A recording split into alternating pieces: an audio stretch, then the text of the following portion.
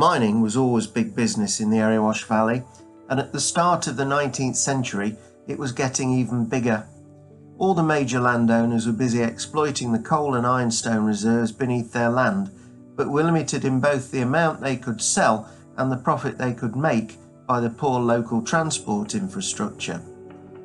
50 years before, some of them had banded together to form companies to promote the building of a revolutionary new form of transport for goods, the canals. This had opened new markets which it would not have been profitable or even possible to reach before. Half a century later, though, the canal network was complete and working to capacity. Canal companies knew they had a virtual monopoly and looked to extract the highest possible fees from the colliery owners for the transport of their coal to its markets. As they were very attached to the making and retention of as much money as possible, this grated with the colliery owners. The earliest ordnance survey maps from the 1850s show that almost every local colliery and ironstone workings had its own tram or wagon way, usually following a straight line direct from the pit to the nearest canal. These tramways used L-shaped iron rails which were often laid on square stone blocks, and the wagons were usually made of wood carrying a weight of up to 2 tons. This image shows a horse-drawn wagonway at Little Eaton. The next image shows local canals in blue and their connecting wagonways in red. Ilkeston's more or less in the centre.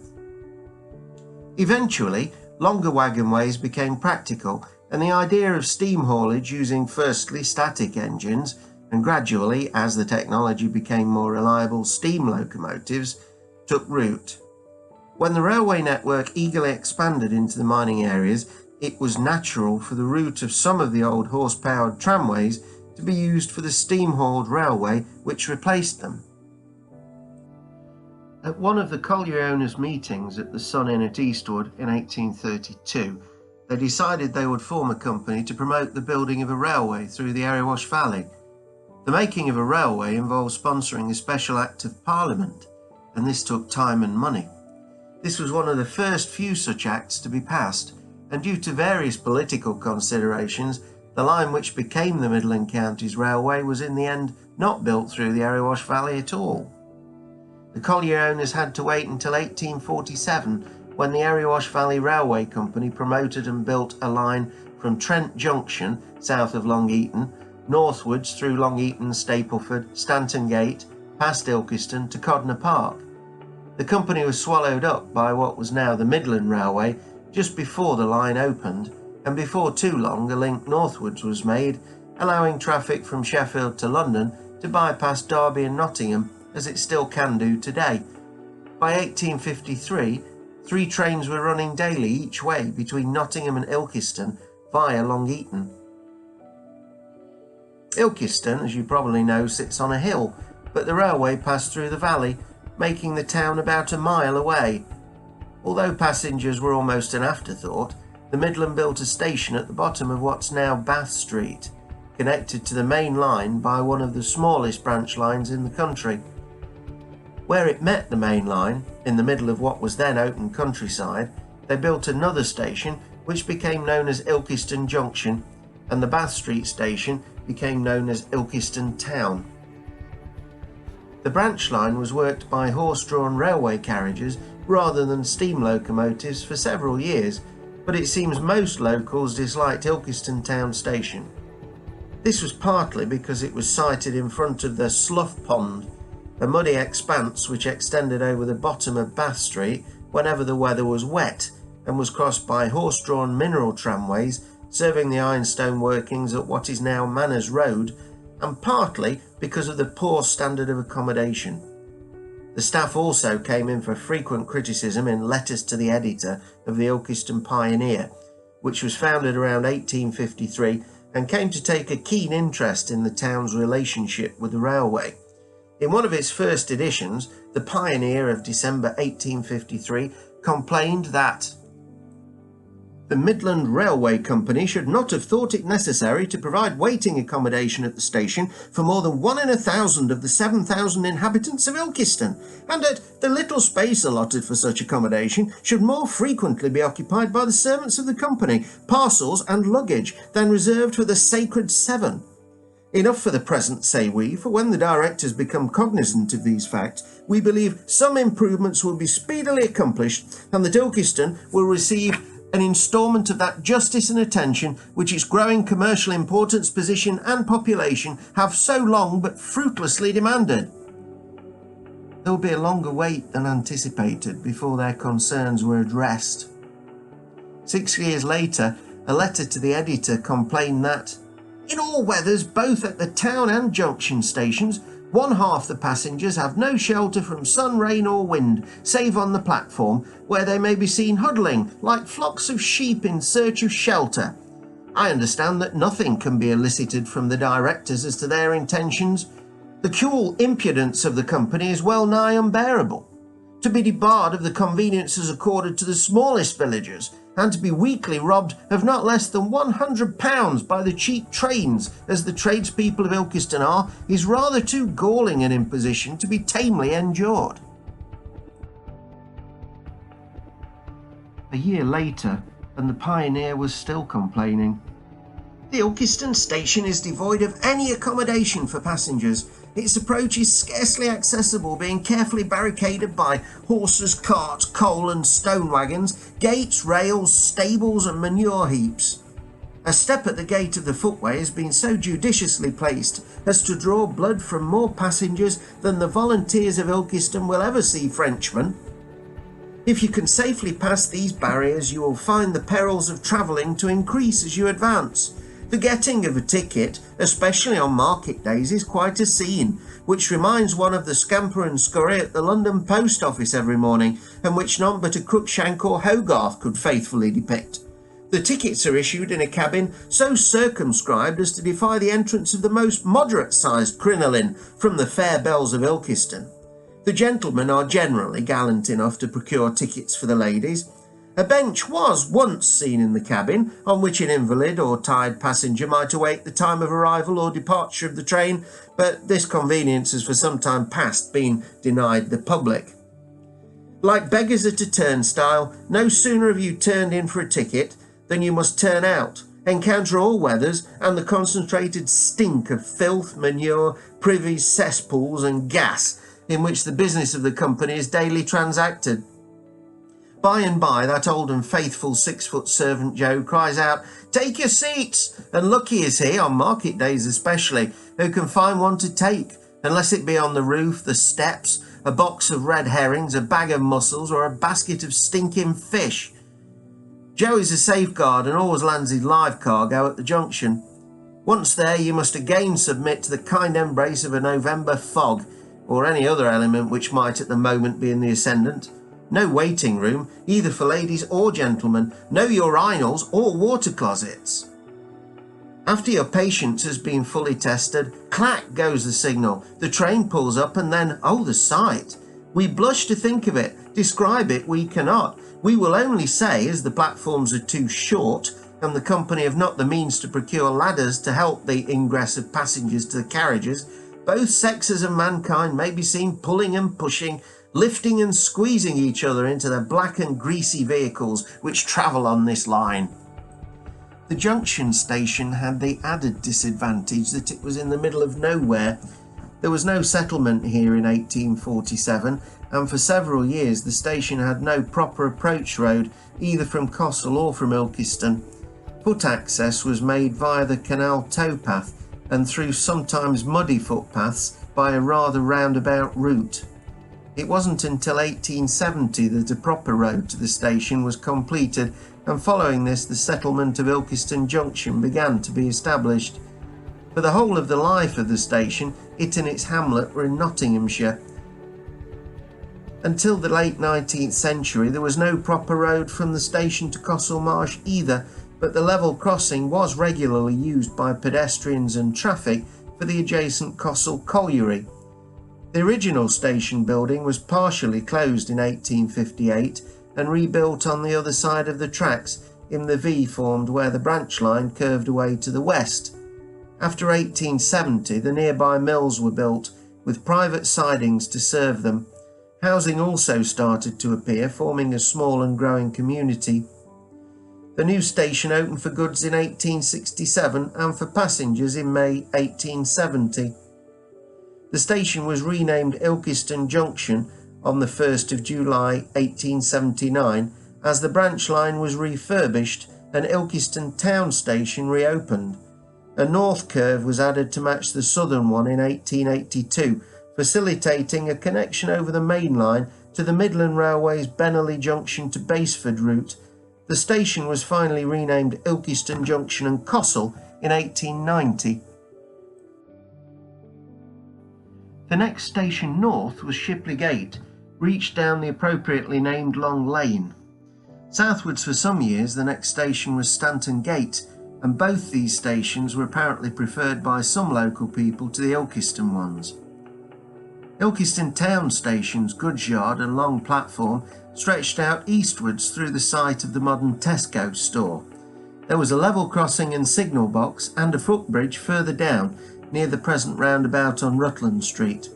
The 3/4 of a mile long branch followed the approximate route of the present-day Millership Way, eventually turning south to meet the main line. We know of no photographs of this original station. This is the station as rebuilt 30 years later.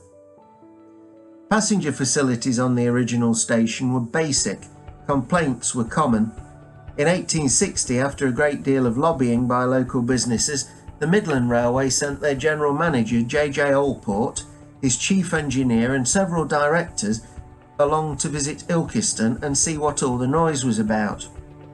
They were met by a group of businessmen from the north and east of the town at Ilkeston Junction and were lobbied hard until the train reached Ilkeston town, where it was met by a group representing the south and west of the town, who immediately had a stand-up row with the other group, which degenerated into loud name-calling and resulted in much amusement for the visitors, according to Pioneer. Whether anything else was achieved is not clear. Town Station seems never to have been very well used at this time, except on special occasions, most passengers preferring to use Ilkeston Junction rather than to wait for two trains, the line usually being operated by a shuttle service. The Midlands seemed deaf to all users' criticism and closed the station entirely on 2nd of May 1870. For some years, the rival Great Northern Railway had uneasy agreements with the Midland for the use of strategic sections of Midland track and vice versa. The two companies were always looking for an advantage over each other, particularly when it came to the valuable coal trade. Eventually, the GNR decided to bypass the Midland and build what became known as the Frygate line, linking Stafford using existing track via Eggington Junction through Derby to reach the coalfields and Nottingham. A large station was built at the southern end of Heanor Road, later known as Ilkeston North. The line made its way over the Midland Railway to the east of Ilkeston via the Great Bennerley Viaduct. The ground here was not strong enough to support a brick viaduct, so an iron latticework structure was constructed, 1,452 feet long, with 16 lattice deck spans, each 76 feet 7 inches wide. These stood on 12 wrought iron columns on foundations of blue bricks capped with stone. 3 additional iron spans of various lengths on brick piers carried the railway over the Midland Railway's Erewash Valley line and the Erewash Canal. The track was 60 feet 10 inches above the bed of the River Erewash. The concrete foundations were begun in May 1876 and the girders were erected Ilkeston End first between July 1876 and November 1877. The engineer-architect who designed the viaduct was Richard Johnson and the resident engineer Samuel Abbott. This is a copy from the original plan, still bearing Johnson's signature. All the ironwork was prefabricated and then assembled on site, making the job much easier. Midland Railway men apparently referred to Bennerley as the nuts and bolts viaduct, but it's actually held together with rivets. The viaduct saw some action in the Great War when, during the night of 31st of January 1916, 9 Zeppelin airships raided the Midlands, one dropping a bomb near Bennerley Viaduct without causing any damage.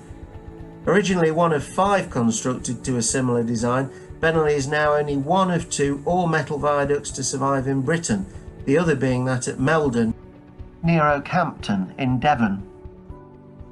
The arrival of the Great Northern Railway, with its more convenient travelling times to Nottingham and Derby, prompted the Midland into action, and they reopened Ilkeston Town Station and Branch on the 1st of July 1879. The facilities were rebuilt on a more appropriate scale, and a large goods yard was also constructed with its own office and shed adjoining Rutland Street. Open for goods on the 10th of January 1878, passenger services to Ilkeston North started on the 4th of April the same year. The 2 passenger platforms were connected by a latticework footbridge, and another bay platform was built in 1891 to cater for the new Heanor branch line. The station was altered in 1914 following an increase in traffic, with a red brick booking hall, offices and parcels office being built with a 70-foot frontage to Heanor Road. The footbridge was replaced at this time with the new covered footbridge leading from the 1914 booking hall down to the platforms. Along the side of the Heanor Bay platform was a nursery garden, and at the west end of the nursery stood a stationary pumping engine which pumped water from a deep well to an overhead storage tank to supply the needs of the locomotives and the station. There was also a turntable for turning locomotives. A large goods depot stood on the other side of the bridge between Heanor Road and Cotmanay Road. Its red brick goods shed had an upper storey warehouse. At the Cotmanay Road entrance were the stables, motor garage, paint and workshops for the District Engineers Department. Opposite the garage and stables was a concrete combined office and cement store, built and used by the Barnstone Cement Company in the 1930s. Anglo-American Oil had a siding in the goods yard for tank wagons. A brick-built office and weighbridge was situated at the Heanor Road entrance to deal with road vehicles. The sidings were quite substantial and could hold a total of 52 wagons, an engine and a guards van. In 1882, the Ilkeston and Alfreton Railway Company surveyed a route which passed through Shipley, Heanor, Ripley and Swanwick. Nothing came of this, but the GNR reused part of the route when it made an extension from just west of Ilkeston North Station through what is now Shipley Country Park to Heanor Gate, where the line ended. There was an intermediate station named Marpool just north of the field at Shipley, and this opened for passenger traffic in 1891. The GNR also opened its Shipley Nutbrook Colliery branch for coal traffic in 1886. From the mid-19th century, the railways began to offer a way for ordinary people to expand their horizons and brought about a revolution in what people did in their leisure time. People whose parents would have regarded Nottingham as foreign were now able to travel anywhere in the country, and the wealthier even farther afield. This handbill, produced by the Midland Railway in 1897, advertises Thomas Cook's cheap excursion train to London for Queen Victoria's Diamond Jubilee commemoration on 22nd of June. The arrival of the Great Northern Railway's Nottinghamshire and Derbyshire extension in the late 1870s provided the impetus for fierce competition between the 2 main railways, with many duplicate and often parallel lines serving different collieries, and often a pit would be served by both companies. In 1856, the Midland Railway carried 867,288 tonnes of coal from the Erewash Valley. 346,000 of this was sent to London, and by 1872 half of London's coal came from Derbyshire. The Shipley Colliery Company had their own network serving Woodside and Coppice pits in what is now the Shipley Country Park. By 1910, Derby could be reached from Ilkeston in 15 minutes, or Nottingham in 14 using the GNR, whereas Midland services took 22 to Nottingham and over an hour to Derby, as the Midland route involved a change and often a long wait at Trent Junction south of Long Eaton. Before the First World War, Erewash Valley communities were well served with up to 50 Midland services each way every day, using various routes, terminating usually at Ilkeston or Chesterfield.